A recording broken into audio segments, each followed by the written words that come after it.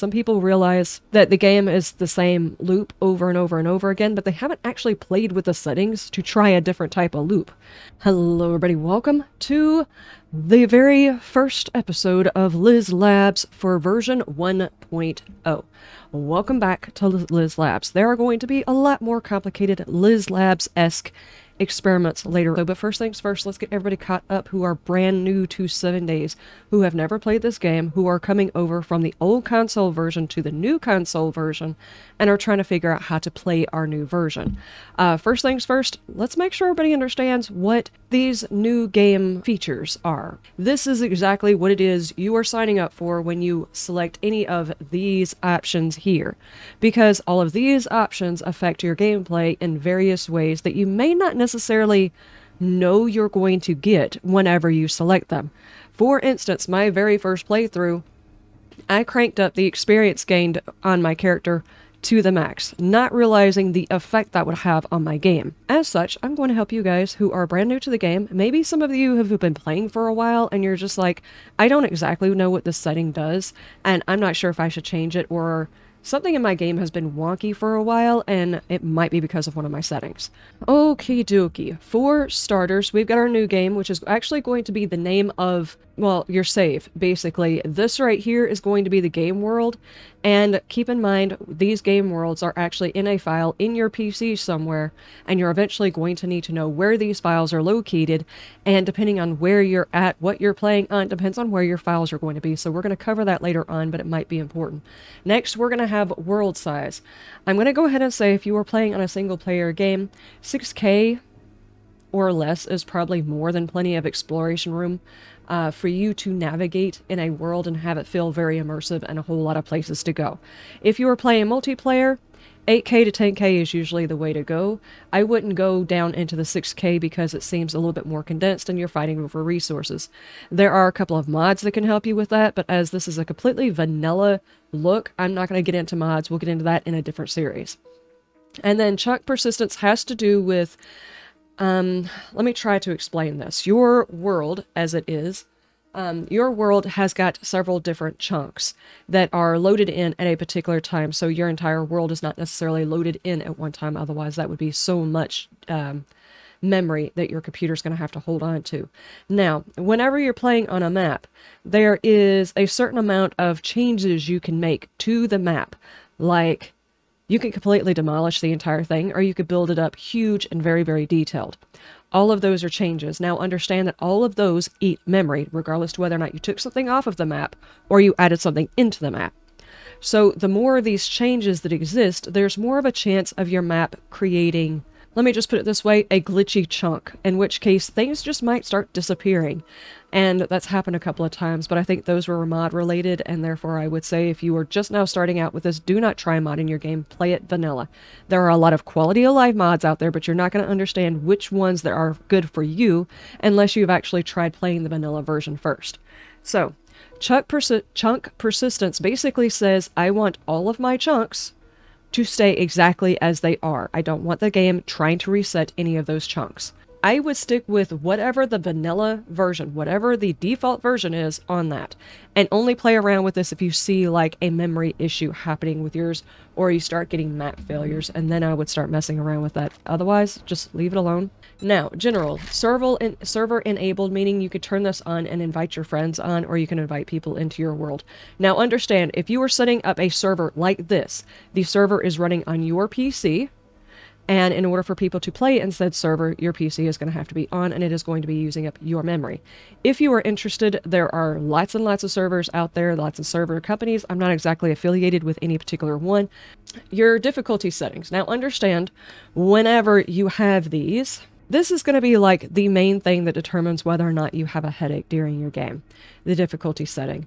What specifically is governed by your difficulty setting? The thing that you will notice from this setting change is how bullet spongy the zombies are. That's it.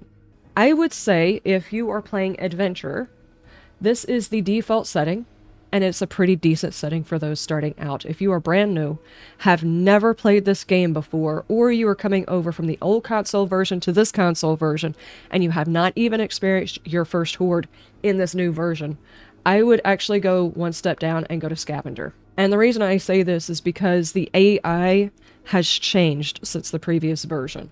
And there's a lot more starting this character out that you're going to need to know how to do, such as how to get into your inventory, how to craft things from your backpack, how to craft things from a workbench, where do you even get the ability to craft a workbench from, what does it mean by having magazines, what are the books, where are the traders, what are missions, how do missions work, and all of that stuff. So if you're trying to learn all of those things on top of having harder difficulties, it might turn you off of the game. You could just be the type of person who wants to jump in, never played the game before, and wants to play on Insane. That's entirely up to you, but understand the only thing you're gaining from it is a tougher zombie. Not even the zombies can no longer get like body shot, you have to do headshots. That's not a feature that's on here that I kind of wish was actually on here as a difficulty setting. Different features for the zombies. Hopefully something like that will come later on, but for now, that's all it affects. That's it. So if you change this, you're just changing how bullet spongy, how many bullets it takes, or how many hits it takes in order to kill your zombie. Persistent profiles, it allows changing the character between profiles. Basically, if it's persistent, you're always going to have the same character, the same setup, the whole 9 yards. XP. Now, you can go between 100 and, was it 300? Yeah, 300%. You might be tempted. You can go to 25, actually. You might be tempted to crank the XP up or down depending on how you want to play, and I would definitely recommend playing around with this to see how it changes the interface with your character. The lower the XP, the slower you progress, experience-wise. And experience governs how many skill points you get because you have leveled, or how quickly you get those skill points because you have leveled. Everything that gives you experience, from killing a zombie, to completing a mission, to finding loot, to building something, to mining, all of those things give you experience. So much stuff gives you an experience. It's actually an overabundance of experience. 100% is very well balanced for a normal momentum progression. If you are looking to advance your progression, like say for instance, I don't want to have to play this game more than 50 or so days in order to see from beginning basic zombies, basic loot, basic whatever, to max loot, max zombies, and everything else like that, you can crank your experience up pretty high. Now, what this changes, how it actually affects the game is it makes your character level faster. So how does that affect your game? You will not necessarily find better loot. Not necessarily, because loot is not just tied to your level, it's also tied to the POI that you're in. It is tied to your biome. So while you're changing one factor, which could potentially help, you're only changing one of the factors, which means your tech, the items that you're getting in, the loot that you're getting in, the schematics that you're finding and stuff like that may not progress as fast as your character is going. So while you are getting extra levels, your tech may not be catching up with it, but since the zombie difficulty, the zombies themselves, the types of zombies that you are going to run into, have nothing to do with your tech level. It has everything to do with your level. So you might wind up finding out that you're getting more advanced zombies than you have tech to deal with them. Say, for instance, you turn this up and you start running into irradiated zombies. If you don't know what that is, we're going to cover zombies, zombie types, and their different intricacies later on, and their special abilities in another video. So as soon as we have that up, I will hopefully link it back and place it somewhere as a card. But for now, say, for instance, you are, I don't know, a level 20 or 30 or something like that, and you see your first rad. But because your tech level hasn't advanced fast enough to account for your player level, you're seeing irradiated zombies inside POIs, but you don't really have a way of defeating them. As in, you don't have a rad remover mod, and your weapons are not causing enough damage to kill them. That is definitely something that can happen, and frequently happens if you mess around with the XP multiplier. If you turn it way, way down, it is going to stretch out the beginning part of your game by a lot. But I would say stretching it out by a lot tediously so. If you are wanting a map that is going to last a long time, and I say that only because with your ability to manipulate the map, map integrity gets affected the more you manipulate a map. And that has everything to do from the stuff that you build, mine, scavenge, the POIs that you go in, the hordes that break buildings next to you while you're going through different areas and hordes spawn in and break buildings. All of that stuff is memory that your computer or your console is going to have to keep track of. So the longer you stretch out the game, the more likely this is bound to happen. Now, obviously, there are ways of mitigating this, and we're going to get into that in just a minute in these settings, but if you like a nice, slow-paced game, you want to, I don't know, play it as if you are in I Am Legend, and you're just slowly marking through buildings and clearing out each individual building of all of its resources. You want to mine every single thing, you want to break down every single thing, collect every single piece of loot, and nice and slow apocalypse where you take over the world extremely slowly. You could turn the XP down to slow the zombies down for you. Now, obviously, this is going to affect how many points you could put into it, but the tech that you have is not necessarily tied to the XP that you're getting or the level that you get, is more tied into the books that you find now. This is actually a viable way to play, and play where your tech tier will raise higher than your experience, as in you're going to have really good tech and not a whole lot of levels. So you will definitely have everything that you need before you run into your first rad, your first demo, or whatever else. So that is what these guys right here mess with. So I would recommend playing on both settings, see which way you like. 100 is actually very well balanced. I wouldn't manipulate it too much if you get into the game and you enjoy it. Just play on it for a while and see how it feels, and then play around with that. All right, our daylight length and our 24-hour cycle. Depending on who you are playing with, how long you like to play, and everything else like this, the 24-hour cycle daylight length is actually pretty good. If you don't like your long nights, I would definitely come in here and like fiddle around with that, and then I will give you extra time during the day and less time at night. These are not necessarily huge things to mess with. The type of horde that you attract on horde night is a variable between your level, how long you have been alive, as in how long it's been since you've died. Now, if you've got really, really long days lengths, like you can go up to 100 minutes, 120 minutes, that's several hours for one day. The normal settings are pretty good. If anything, nighttime might last a little bit too long for some people, in which case you might want to turn it down. But on the other hand, if your 24-hour cycle lasts for 10 minutes, things can get a little bit crazy because you're getting to those horde nights really, really fast. So, and right here, daylight length being 18, and if you were to turn this down to where like even like a tiniest part of that is even daytime, most of the time is nighttime, you could get it to some pretty crazy playthroughs and change it up with those. If you are on a server, I would definitely recommend cranking your days up, because it slows down the progression of days, and people are less likely to get in and say, oh, we're on day 50, it's my first day in the server, I'm not interested in getting in. It's a possibility. Okay, now moving on from that, that was a whole lot of details that most people probably won't even use. All right, blood moon frequency. You can go all the way between turning it off to 30 days. So once a month, you would have a horde night. 7 days is actually pretty good for this. There are certain mods where I would say putting like 14 days or something like that in between is a better idea, but I will get into those mods when I talk about those mods. But blood moon frequency, if you are first learning how to play the game, I would not turn your horde night off.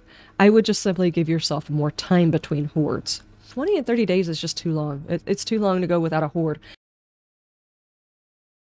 And the reason I say that is because a lot of horde night is learning what does and does not work for a horde base. They're pathing during a horde night, and I will get into pathing and horde nights and all of that stuff in a later video, so stay tuned for that. Blood moon range, if you like to not know when exactly your horde night is going to happen, it's going to be every 14 days, give or take 1 or 2 days. So it could be the 10th, it could be the 15th, somewhere around there. This is a very interesting one to play around with if you want to keep yourself on your toes. No blood moon warning, meaning at the beginning part of the horde day at 8 o'clock, the number will turn red, and it warns you basically this is when your horde night is. If you have it every 7 days and you kind of know you really don't need the warning, it's always good to have it just as a reminder in case you get so busy looting and bashing in zombie brains that you're not necessarily paying attention to what day of the week it is. But say, for instance, and I would not recommend this for a brand new player, but should you want a little bit of variety, a little bit of spice in your life without cranking up the difficulty, try something that's really crazy. put your blood moon frequency on 14 days. Give or take, I don't know, 4 days. Which means you have a little bit of extra time at the very beginning to get yourself set up in your horde base to start with. That way, you can go ahead and get like maybe all the way up to cobblestone or something like that.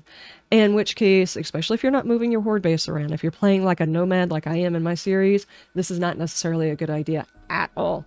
But if you do the blood moon range, between 4 days of different things, you're going to have to keep track of when your last blood moon was and try and give or take a guesstimate about when the next one is going to be. And then if you turn the warning off, you will only know within a couple of hours before the horde actually hits, and you have to listen for the specific type of thunder that is characteristic of a horde night.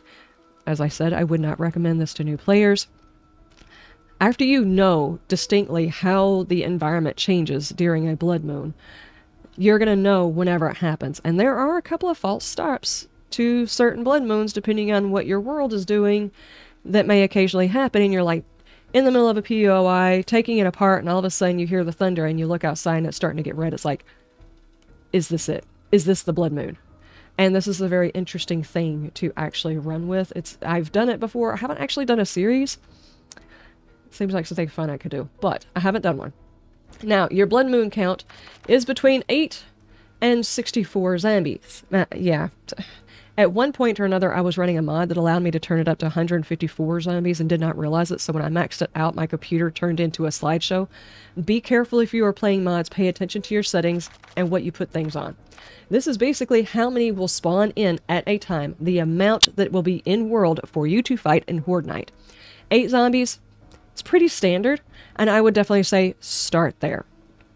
If you are playing multiple people in a server, it is 8 per player, or 10 per player, or 12 per player.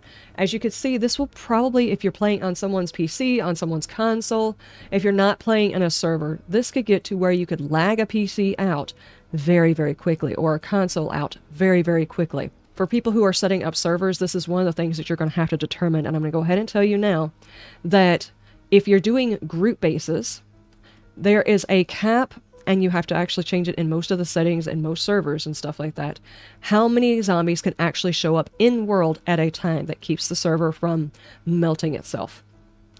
If you have 12 enemies per person, but only a certain amount of zombies in world at a time, then you're capping basically the people who are on the low end of the spectrum, the people who have just joined the server, the lowest of the low levels, may not even see a zombie if they're not careful, which is first off good in case you have a brand new person who just jumped into the server the day of the horde.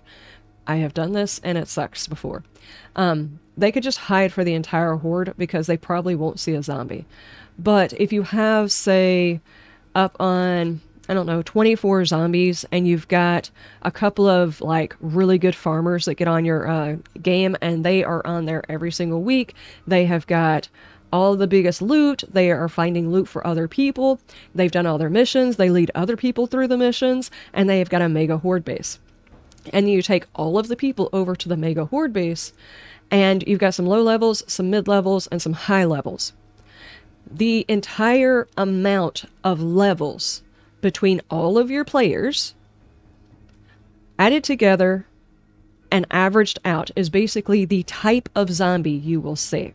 It's not going to be catered off of the lowest level, mid-level, or whatever. And since obviously all of the zombies are coming towards the one base, guarantee that the ones who are on the lower end or mid may not be able to fight the zombies that are inside your horde base. So be very careful about playing around with this on a server until you kind of know what you're doing. And you might boggle some things down with too many zombies per person in the same chunk, and you might be taking zombies away from other people. The more you run a server, the easier it will get to gauge how to run this part of it. I'll just go ahead and say that, but as far as an individual player, I don't know, 8 zombies is good to start on. And after you get your horde base, maybe crank it up a little bit, but just be careful because you might wind up with a situation where you have no FPS to actually fight anything. Okay, now, zombie day, night, feral, blood mood, and all that kind of speed. Okay, speed is key for these zombies. We do actually have like a walk feature for their daytime speed. Their little trundle around, their little tippity taps. And then we have their nighttime one, which is sprint. Me, personally, I put these guys back on run because sprint is basically the same speed as your character running. which means if you get dropped down from your base, if you drop down from your base, if you go out to hang out with the zombies or whatever else like that, if you go out to do nighttime missions, they can move exactly as fast as you can while you're running.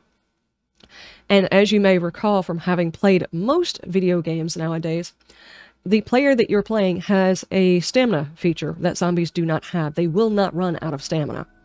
So if your character runs out of stamina while you're in the middle of fighting, and fighting costs stamina, that means that the zombies are easily going to be able to catch up and overwhelm you at night. Now, that might be entertaining to some people. Me, personally, I put it back on run just because they run at the same speed that I do, but my sprint allows me to get outside of their range a little bit until I just normally start going. And then basically I use my sprint to get away from them, to reload, to go grab a bag if a bag is dropped, to run up to my base to heal up or something like that. I keep it on run. Now, the feral moon, the blood moon, I put it up on sprint. That way they are going as fast as I am. So if I jump down out of my base or something like during the horde night, I am taking a huge risk, and the best thing you can do is before you do that, just take medicine that allows you to run faster, longer, sprint longer, more stamina, the whole 9 yards. Be prepared for that. But me personally, I like the run speed.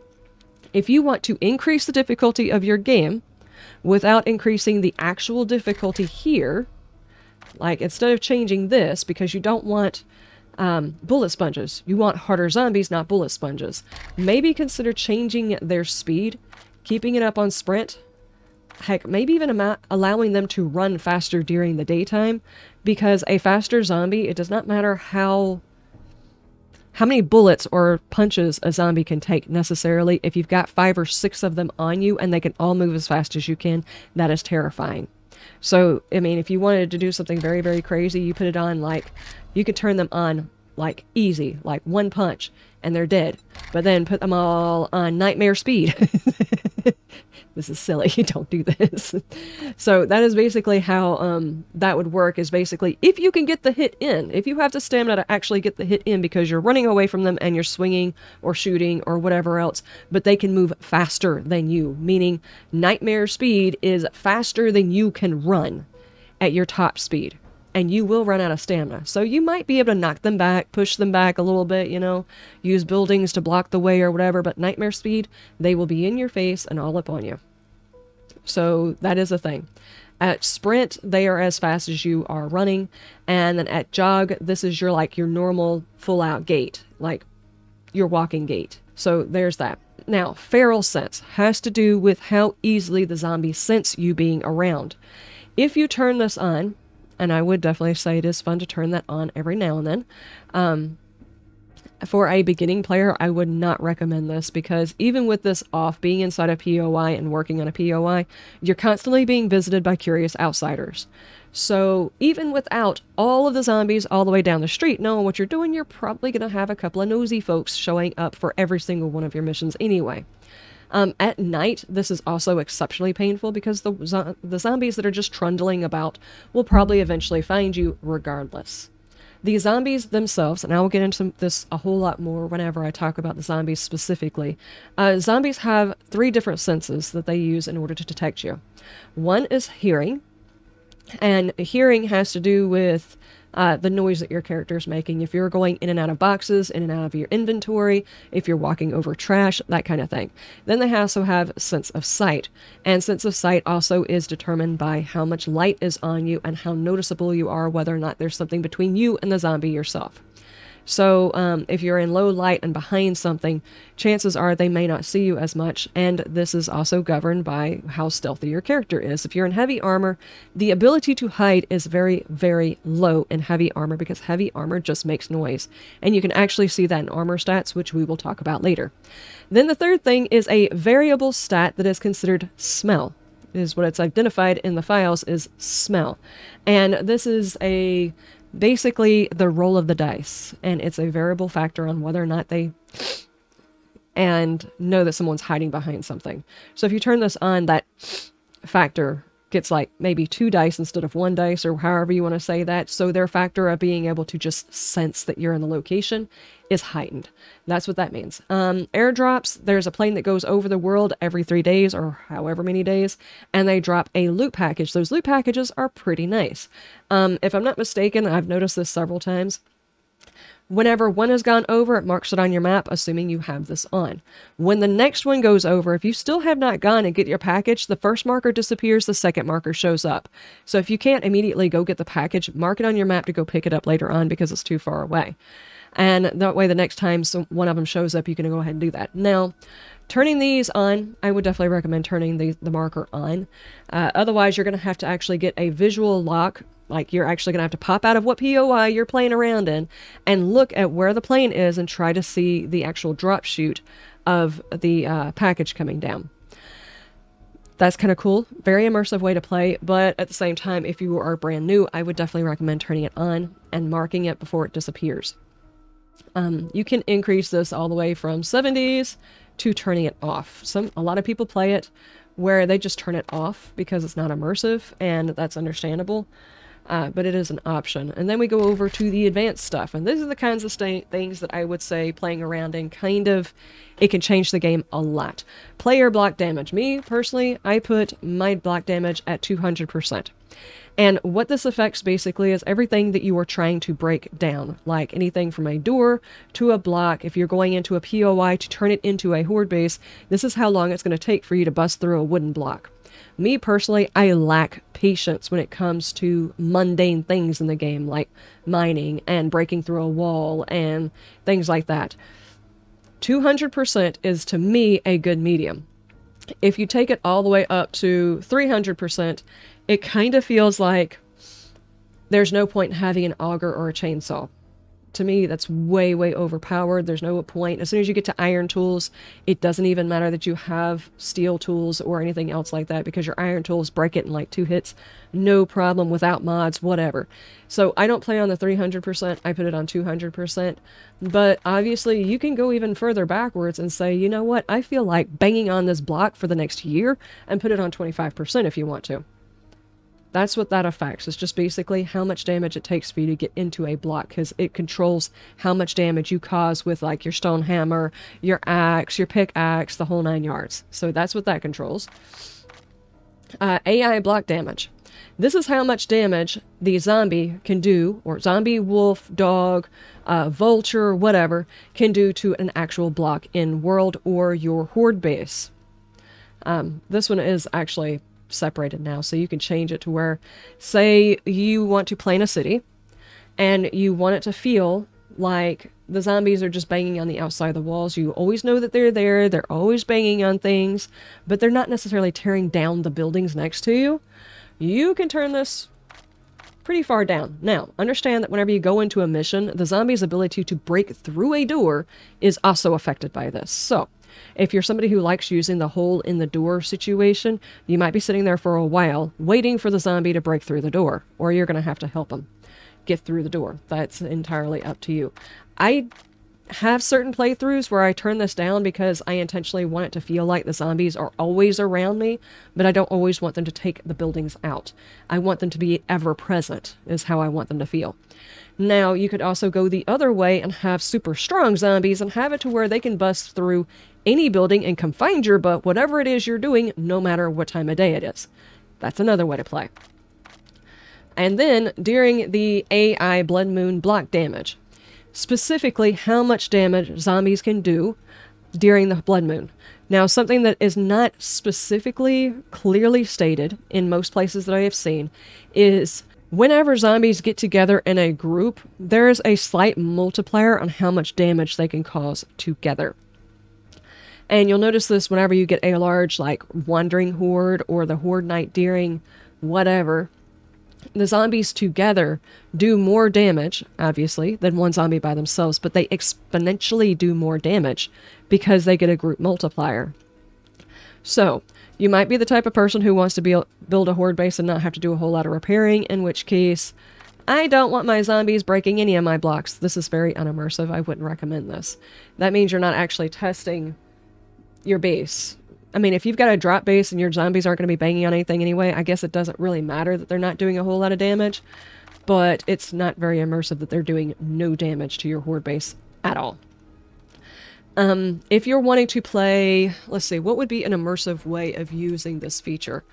Say, for instance, you want to do the Horde Night, but you want it to be like you're not actually a builder. You don't build horde bases. You have to run into POIs and defend yourself against fast zombies.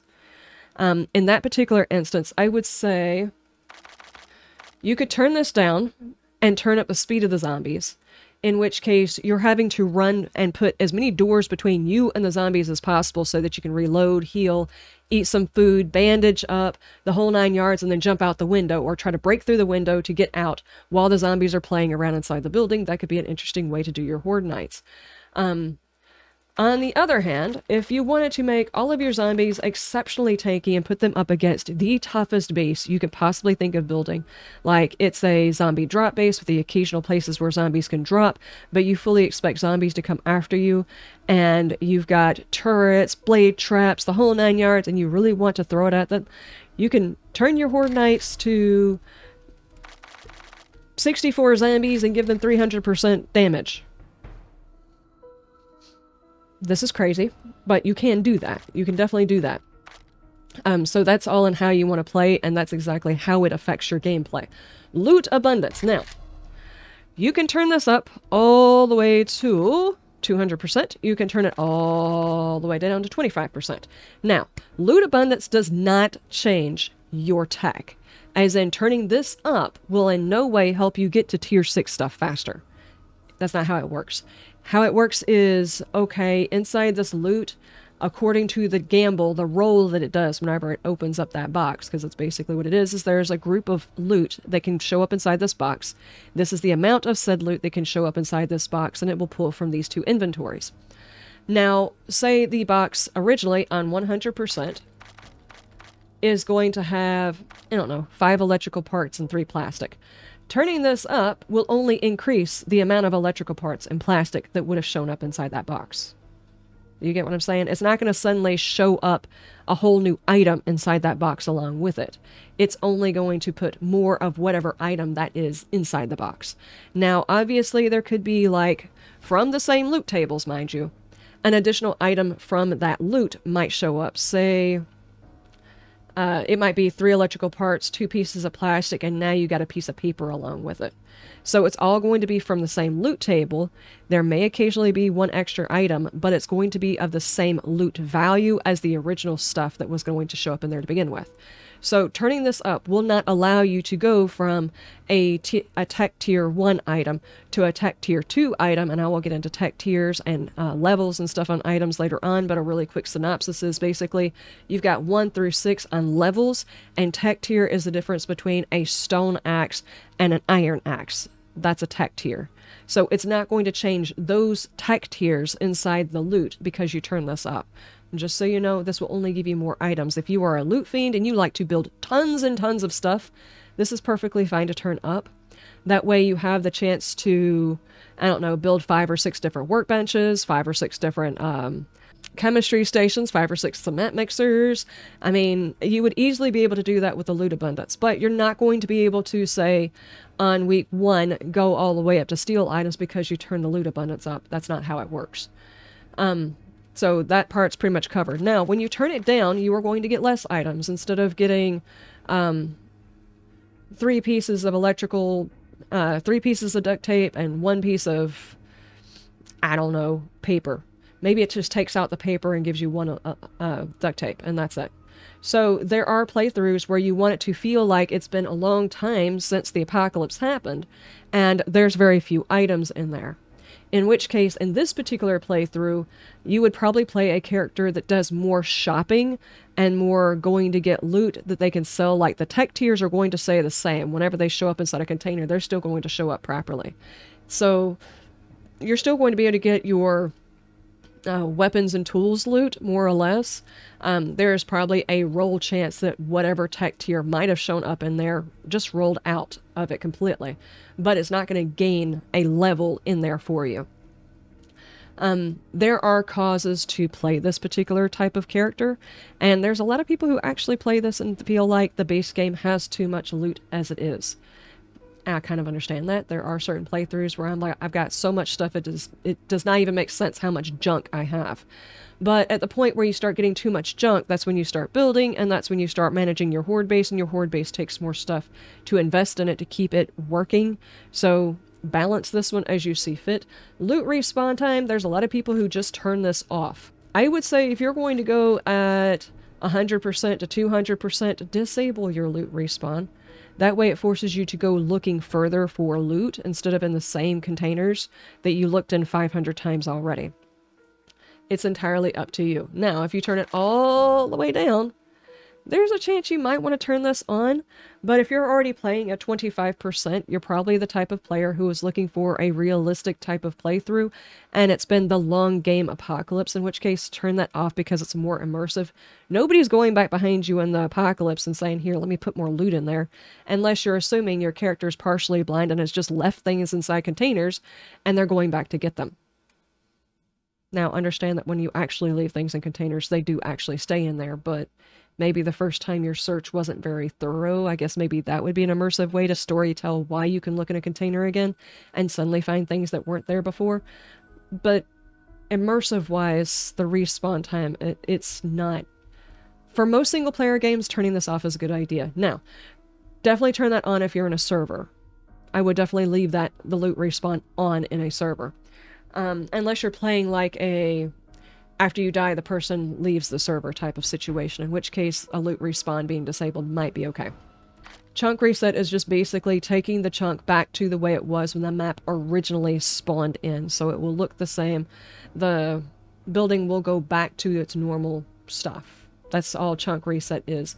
And I would definitely say there's a lot of people who play with this option now, and the maps last longer, is what I've been told.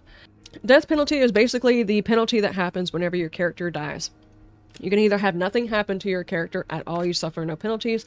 XP penalty, the XP only drains from your XP bar, it will not take a level from you, so it can only damage you to the point where you're back at 0 XP towards your next level. Injured, now there is actually a feature, I think this started last alpha, and is now in this version, is whenever you come back, you don't lose any XP, but you have injuries from your previous life. If you had a broken leg, or you got a broken leg when you died, like you fell off a building, you might come back with that broken leg, which is a cool way to play. Permadeath, as in, you're gone, none of your stuff is there, completely resets the player's progress, your character goes back to that. Now, if I'm not mistaken, this actually resets your world. I'm not sure how this plays in a server. I haven't actually done a permadeath in a server, but I would assume your character would start back at 0 with none of your stuff. This is actually new in the last alpha. Drop on death. You could drop nothing. You can drop everything. You can drop your tool bag. You can drop your backpack, or you could delete your entire inventory. All of your stuff is gone. There's no bag to go recover. Me personally, I just drop nothing because I don't like having to go back and fetch a bag. It's not a very fun thing to have to edit out of a video as a long trek to go back and find a bag or something like that. That's the only reason.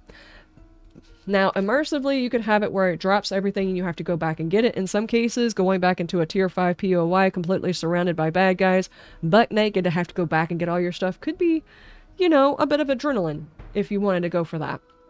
Or you could have it where it drops your tool belt, which is all of your important stuff that you would normally have, like your gun, your really cool tools, your healing, and all that stuff like that that's on your tool belt would be dropped.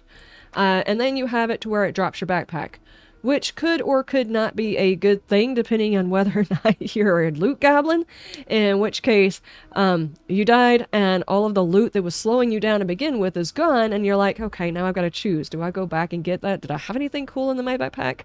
Or did I have all my good stuff in my tool belt? Do I even want to go back and get that? And it might be that you got one of those legendary parts inside your backpack and it's like, oh yeah, I'm just going to go fight some stuff, but you have your good weapons or whatever on your tool belt still with you, though granted your ammo was probably in your backpack, in which case you might have to grab some more from home or whatever. So depending on how you want to play, these could be interesting. Dropping on quitting, I wouldn't say that this is a good idea for any, I don't know why this is an option. I'm guessing maybe,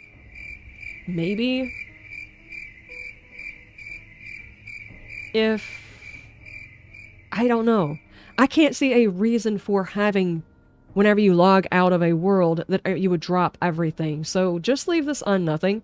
You can drop everything from your tool belt to your backpack, your tool belt only, your backpack only. Even in a server, this seems like a ridiculous idea. I wouldn't use this feature for anything. If you can think of, in the comment section, list it down there in that comment section, a drop on quit reason, an immersive reason, or a good use case scenario for why this might actually be useful, I would love to hear it, because I can't think of a single reason why you would ever have this on anything but nothing. Okay, enemies spawning. Believe it or not, you can actually turn your enemies off, which means you're just in a post-apocalyptic world and there are no zombies. None. None at all. Creative mode. This basically turns it on at the beginning. Now, even if you have this off, if you go into the console commands, which I will explain later on in another video in another LizLabz, you can turn the creative mode on. You can turn on the debug mode on. I actually have no idea how to do this on console, what the combination of buttons are, if the feature is even on console just yet. So having this off does not mean you cannot get into the creative mode. What this does is basically turns the creative mode on all the time, so you don't have to activate it from the console, which is just like a little bar that goes across the top where you can type in specific commands like killing all, turning on the debug menu, turning on the creative menu, changing the weather, all of that stuff is put in on that. So this would just turn it on where the creative menu would be on all the time.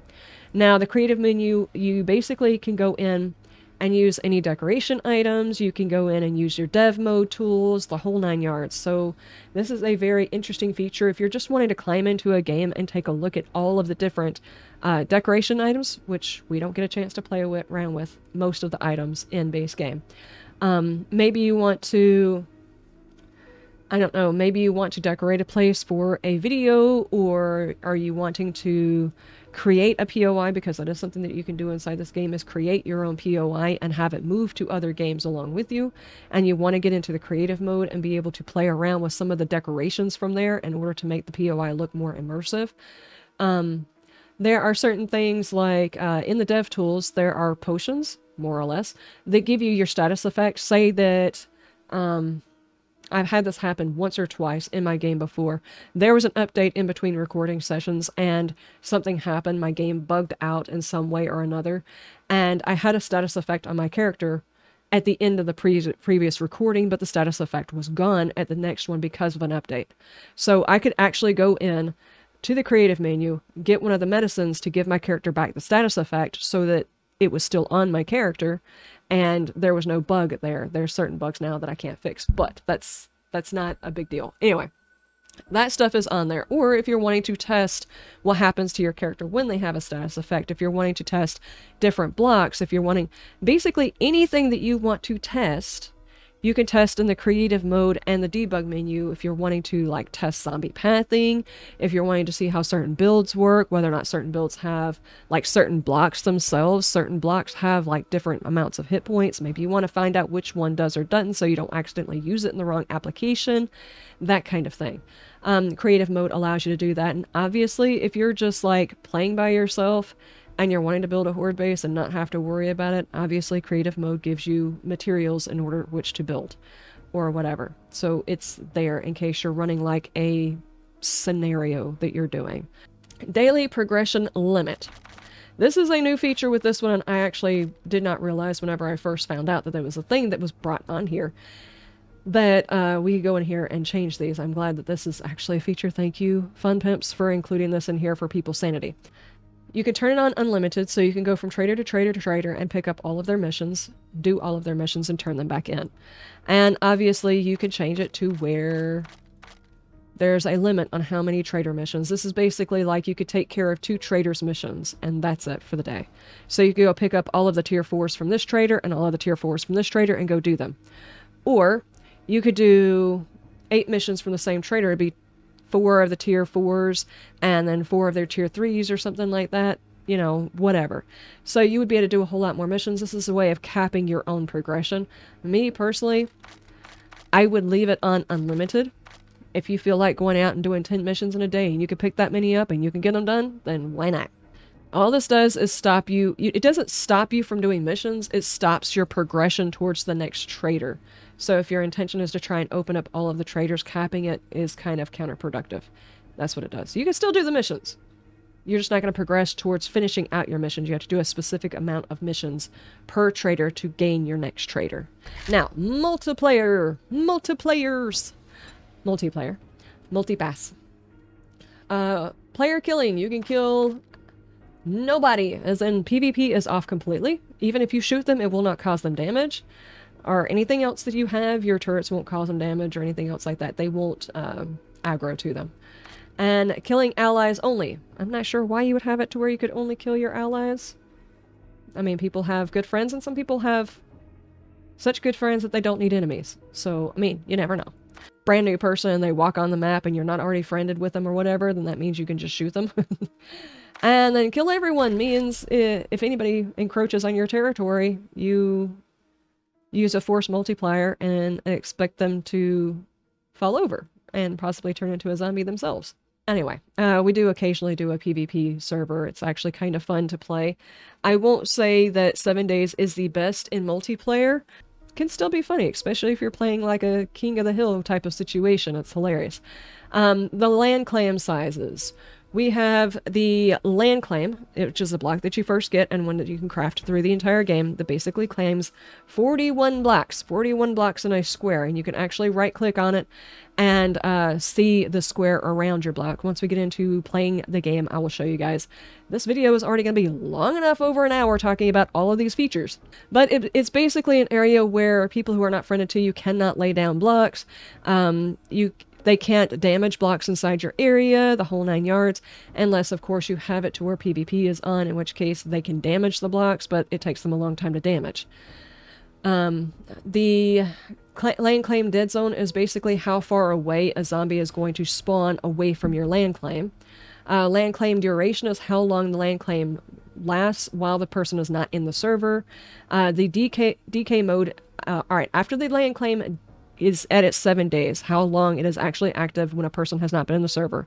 It slowly decays over time rather than just getting rid of it. Basically, it's a way of, eventually, if somebody has not been in a server for long enough, they lose their base.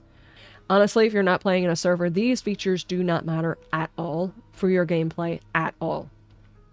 Bedroll dead zone. Now, your land claim does 41 blocks, your bedroll does 15 blocks, and it also has a decay rate of 45 days. So if you're also taking your bedroll around and putting it outside of big POIs or something like that in case you die and you want to respawn closer to it, this is how long it would last, assuming you have not put down another bedroll.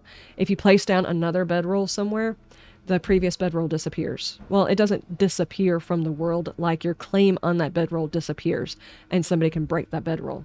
If you have it where you don't drop anything, your bedroll is the place that you will spawn at. If someone comes by and breaks your bedroll, you will random spawn somewhere in the world. And 9 times out of 10, it'll be about 4 or 5k away from where you were at to begin with. The bedroll location is very, very important, and if it gets destroyed for some reason, either a zombie explodes or a person destroys it, it could be a little bit confusing about when you spawn back in, or where you spawn back in at. And of course, the bedroll duration has the same thing to do with the land claim duration. And party shared killing range is how far away someone that is in your party can kill something and you gain experience for it. It can be as little as turn it off, you don't gain any experience from your buddies at all. Your kills are your kills, their kills are their kills. Or you could stretch the entire thing, the entire map. It doesn't matter if they are in the wasteland and you are in the forest, you are still getting some of their experience. You could definitely do that. And it will just be a percentage of their experience that you're getting, not all of their experience for their kills and their missions and stuff like that. I think there's a couple of things that you won't get experience for, like crafting or something like that, that you don't get experience for. I think it's specifically killing, and I think missions. I know killing. Okay, that is so much stuff that I just covered, and all of the repercussions it can have on your game, and some suggestions that you can change in this to change up the feel of the game whenever you're playing it. I know it was long-winded. That's a whole lot of information, and I hope it was helpful for people who are brand new to the game, and maybe even a couple of people who managed to watch all the way through and it's like, I didn't even think about that. On those settings, this would happen, and if this happened, how would this happen, and such as that. So that's kind of the reason why I played this. Some people realize that the game is the same loop over and over and over again, but they haven't actually played with the settings to try a different type of loop.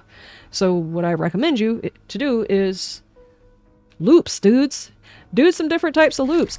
Change this. Change your settings. Even before anybody decided to start modding this thing, they were playing around in the settings saying, hey, what if I change this to do this? And a lot of these settings completely change the feel of the game. Like I said, LizLabz is back. We are going to be going over some things. This was a long-winded explanation of all of the stuff that has to do with this. I will see you in the next one. You have a wonderful day, and you stay shiny. Bye!